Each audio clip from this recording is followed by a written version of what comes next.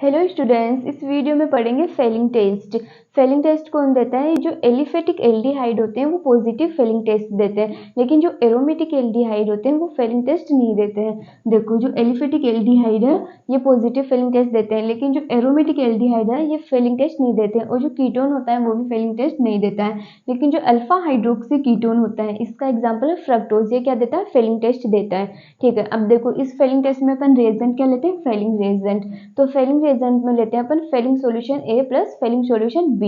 तो Fehling solution A और Fehling solution B, इन दोनों को मिलाकर अपन अपने पास में क्या बनता है?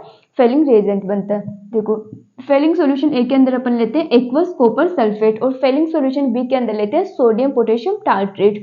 एक्वस कॉपर सल्फेट का फॉर्मूला होता है CuSO4.5H2। CuSO4.5H2 इसका कलर कैसा होता है?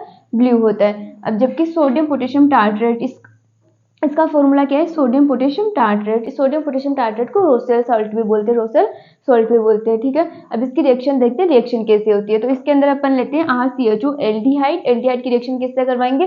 फेलिंग रिएजेंट से। तो अपने पास में एल्डिहाइड किस में कन्वर्ट हो जाएगा? कार्बोक्सिलेट एनाइन में, कार्बोक्सिलेट आयन बन जाएगा। ठीक है, तो और Cu2 प्लस किस में कन्वर्ट हो जाएगा? Cu2O में। तो Cu2O में कॉपर की जो ऑक्सीडेशन स्टेट है वो कितना है? Cu+1 के अंदर है। तो इसका रिडक्शन हुआ क्योंकि Cu2 प्लस से किस में आ गया? Cu+1 में आ गया। ठीक है, अब इसका अपने को कैसे पता चलेगा?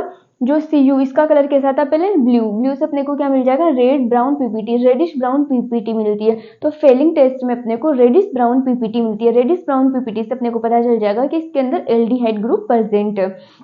ठीक है, अब देखो ऑक्सीडाइजिंग प्रॉपर्टी देखेंगे अपन कि टोलेन रिएजेंट और फेलिंग रिएजेंट में से किसकी ज्यादा है। तो टोलेन रिएजेंट की ऑक्सीडाइजिंग प्रॉपर्टी होती है वो ज्यादा होती है फेलिंग रिएजेंट से। ठीक है, टोलेन रिएजेंट के बारे में अपन पहले वाली वीडियो में पढ़ चुके हैं। अब देखो कैसे होती है, क्योंकि अपन देखे थे ना कि जो टोलेन रिएजेंट है वो एरोमेटिक और एलिफेटिक दोनों एल्डिहाइड होते हैं उसको ऑक्सीडाइज करता है, लेकिन जो फेलिंग रिएजेंट है ये ओनली एलिफेटिक एल्डिहाइड को ही ऑक्सीडाइज करता है, एरोमेटिक को नहीं करता है। तो अपन ने यहाँ पे एरोमेटिक एल्डिहाइड लिया, तो यहाँ पे टोलेन रिएजेंट की रिएक्शन करवाएंगे तो टोलेन रिएजेंट तो इसको ऑक्सीडाइज कर देगा COOH में, लेकिन जो फेलिंग रिएजेंट है इससे रिएक्शन नहीं करेगा क्योंकि ये एरोमेटिक है इसलिए।